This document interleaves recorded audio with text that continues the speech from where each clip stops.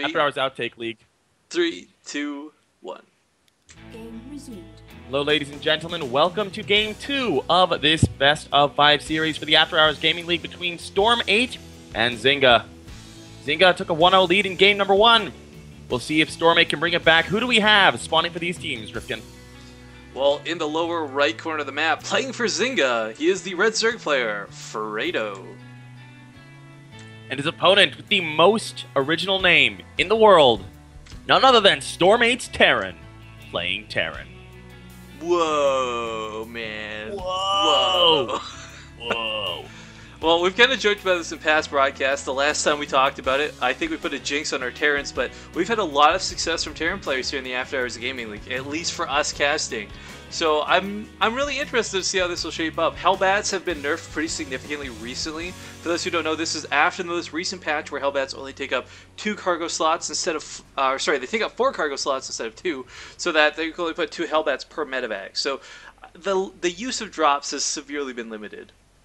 I really like that change. It's a great change because the Hellbat's pretty strong, but they want to wait and they want to sort of see if people can learn to counter the Hellbat with different sort of playstyles. So this doesn't nerf the Hellbat, but it does nerf the synergy between the Hellbat and the medevac, which is the big problem right now. Yeah, I'm very interested to see whether they end up having to make any more changes to the Hellbat.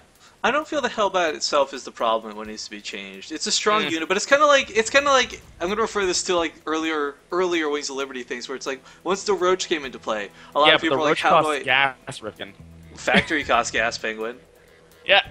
Regardless, the point is, it's a unit that it's really strong in the earlier/mid game, and people aren't accustomed to having to deal with it. It's a unit that I don't feel mechanically is broken, but coupled with something abusive like the medevac plus the speed boost, absolutely broken, no question about it. But I do like that Blizzard decided to take the route of nerfing the actual usage with the medevac rather than the unit itself. I think that was definitely the right start, the right course, if you will, opposed to just saying, alright, community hates Hellbats, we'll get rid of it like they did with the Warhound. Yeah. That actually really annoyed me, because I do feel like the Hellbat, the Warhound was fixable, but oh well. Well, I read that thing on Reddit that I thought was kind of hilarious, where they're like, well, why don't we bring the Warhound back, get rid of the Hellbats, and just give the Warhound like a flamethrower? I was like, that'd be so stupid, but so cool! Sounds like a great way to fix the game. Fixing the game with QXE. No, forget that guy. He's looking awful. at realistic options. I mean, for us, it's all about the cool factor. Yeah, that's true. That's true. We have... Okay, so basically we just have a very fast expansion coming out from Terran. Also going to be producing Marines out of that Rax. Just playing gasless up until now. The same can be said of Fredo. We're not going to be seeing any crazy all-ins. Is Terran scouting for a proxy pylon or something? I don't know what he's doing with these Marines. No, he's checking for Overlords. That's a fair point, yeah. I was just like, because I know he went to the third with the SUV to check that. That's fine, that makes sense. But then, like, these Marines are like patrolling all over the place, and I'm like, okay, the proxy hatchery is not gonna get scouted anytime soon. Like, yeah, we do see actually only the first gas going down for Terran now, so he's going to be playing very, very biocentric. And indeed, we have 2 more Raxes on the way up. So looks like Hellbats will not be abused too early in this game, if at all. Rifkin. I really like bioplay though. I mean, I do. I know this it's is so like. Much more I know the After Hours Gaming League is not the professional league. You know, it's a lot of great players playing for great companies, just playing StarCraft to have fun and be a little competitive while they do it. But I mean, when you watch the pro scenes, you really get a feel for what the limits, like you can really stretch the limits of things. And we've seen BCQ to use some ridiculous bioplay against like top-notch players. So I kind of like that he's going for bio instead of mech. Yeah, obviously mech I think is the more powerful of the 2 right now. Just in a straight-up fight, if you have 200 mech versus like a Zerg, or 200 bio versus a Zerg, the mech's going to do better.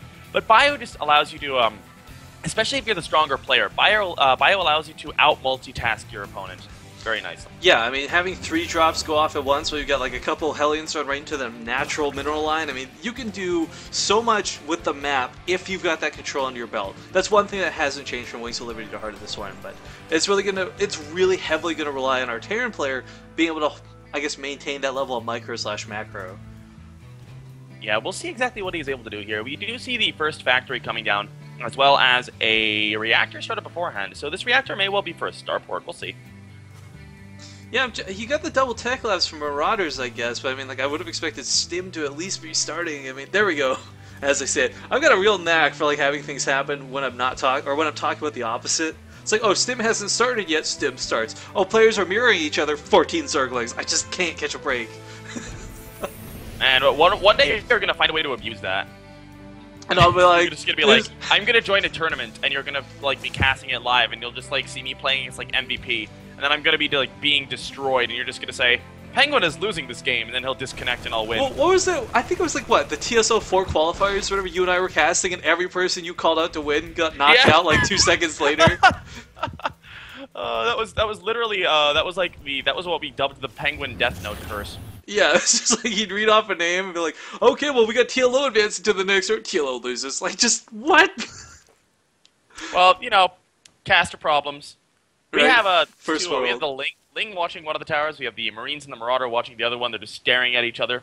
Now, correct me giving if I'm wrong, don't... death stare. I know Wings of Liberty, these inner towers expire, do they not, on Heart of the Swarm? Oh no, that's not Wings of Liberty. That's just GSL. Oh, GSL, okay. My mistake then. Sorry. Whoa. No, I like the fact that they had that idea, though, to make the towers expire, because as you can see right now, with just these 2 units on the field, granted they're not the same player's 2 units, but you can see pretty much everything in the map, every pathway, the ramps, any way your opponent would come to you, you would catch them just from one of these 2 watchtowers. Yeah, there's literally the only way to sort of catch them by surprise is going like there's one way you can do that, and even then you do see it with the tower about 10-15 seconds before it gets to your third. So Yeah, I mean, very powerful towers on this map. We have a lot of Lings on the way now for Frito. Up until now, he's pretty much just been droning 50 drones to 37 SCVs, and he has Baneling speed on the way as well. We have the armory finished up, so we have he's actually making Hellbat, one Hellbat right now instead of the Hellions, so it's going to be going to Hellbats, I think. Of course, they can transform, but it looks like he may just go for a very, very strong Marine Medevac Hellbat push. I really like the way Frito's overlords are spread. He's going to see medevacs coming from the sides of the map. I mean, it's so typical of a Terran to go, you know, follow the edge of the map to get into a base, and these overlords should scout that. Even with the boosters, he should be able to respond to it before the units actually start landing. I find it very interesting that Frito is going for a Spire. This is something you don't see used in this matchup very much at all anymore, just because the Widow Mines are so strong. But we don't see any Widow Mines on the map yet, so if there is this Marauder Hellbat heavy push coming at him, Mutalisks are going to be very strong. Oh gosh, who was that last week? Zai, I think, with like all the units trapped within his own base. Mhm. Couldn't quite get out. Had like a winning army that was inadvertently split in half. Oh, I had at the LAN I was at this weekend. One of my teammates was playing a ladder game, and he lost because he had 8 Ultralisks locked in his base. Oh no, that sucks. But okay, we got the stim forward. Gonna start just trying to get in here as quick as you can. There's only really a Spine Core. Some Banelings are coming, but they're not alive just yet. Spine Core goes down immediately. He should pick off this Queen too, but the Hellbats are here to intercept. Hellbats unfortunately are light armor, so they're gonna take a lot of damage from these Banelings, but nothing actually dies there for the Terran player. Oh my god, Penguin. This is ridiculous. I think he actually misclicked as well. He made 1 Mutalisk. He has the gas to make 10 more. It just isn't doing it right now. Actually, a drop. Look at this. The retreating drones are intercepted immediately by that medevac. Some great game sense out of our Terran player. Terran. It's gonna sound like I don't know his name. This is just brutal, man.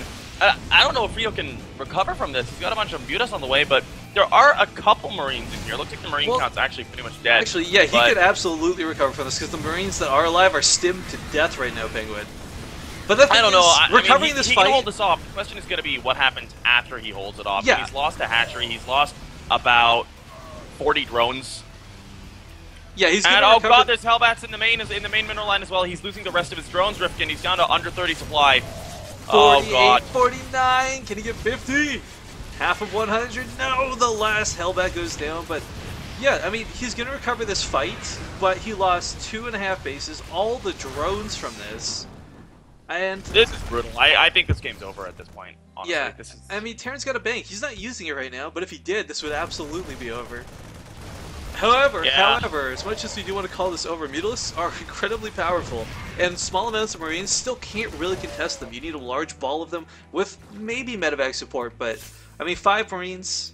I don't know, Marauders coming in here just saying, screw it, let's get what drones we can. And there's the 50 mark is hit and passed.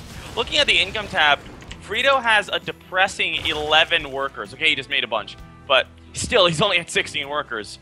This is pretty depressing. And you know, what depresses me as a Zerg player is that if he had just built the Mutas as soon as the Spire finished, he probably would have held this off without that much damage and been in a pretty strong position.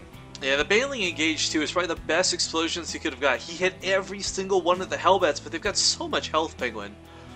Yeah, he was one Baneling away from killing him, and then of course after that they were able to be healed on up by the medevacs. The Mutas are going to try to poke around here, but there's so many Marines at this point. This is going to be very, very difficult for him to do any damage at all. He will be able to pick off the SCV building the command center there. It looks like he will lose one Mutalisk to the turret though, and that's not a good trade for him at this point. I absolutely must play compliments to Terran, though. I mean, those drops of the Hellions, I mean, there's a big engage still going on here, and he picked up 2 Hellbats, dropped him with another base, and really, killing his opponent's economy, I think, is what sealed the deal on this game.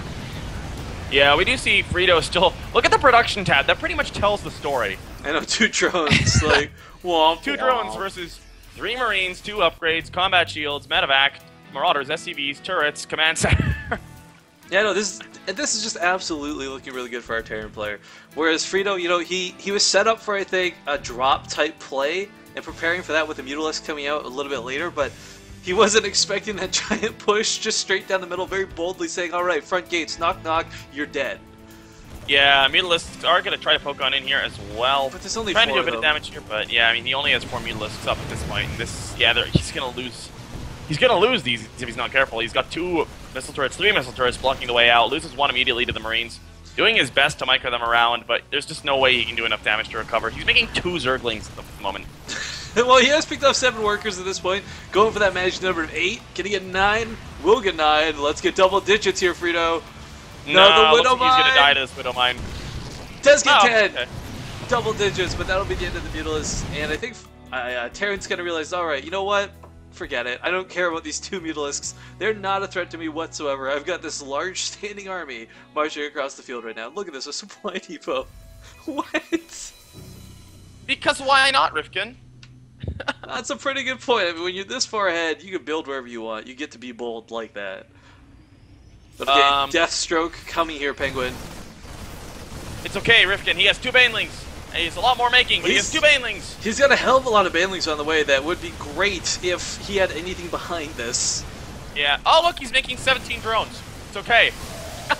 Well, you know, drones are pretty good against Marines. It's a wonder if people don't utilize them more often. No, I mean, at this point, that's a horrible, horrible mistake to make at this point. And, I mean, as we said... Oh, Penguin, look at the Marines, though! Oh, they're running for their lives! Oh my god, those are good hits.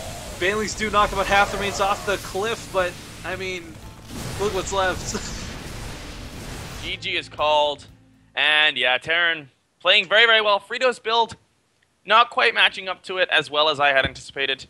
Oh, man. S8, Storm8 tie it up. I need to point this out. We've had Hero Marines in the past, but this is literally the one Marine that survived that Baneling hit. Like, he has 1 health remaining behind the mineral line. It's just...